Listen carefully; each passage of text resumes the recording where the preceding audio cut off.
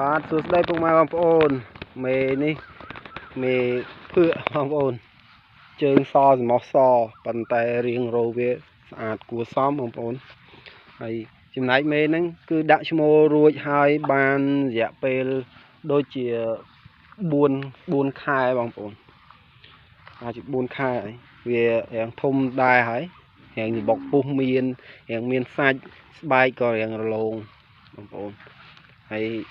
មេនេះវាមកឈុតវាទេបងប្អូនហើយកូនក្រោលអញ្ចឹងហើយខ្ញុំអត់ឲ្យវាតាណាទេគឺខ្ញុំមើលថែវារហូតដោយសារវាមកឈុតវាហើយ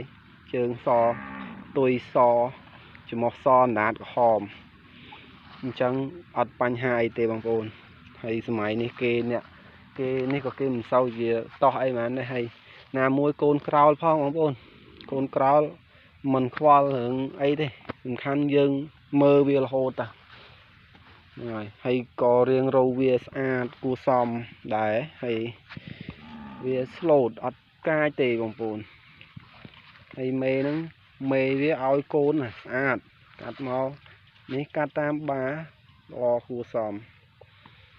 ហើយកាល់បាហ្នឹងមេវាធំប៉ុណ្ណាណីហើយ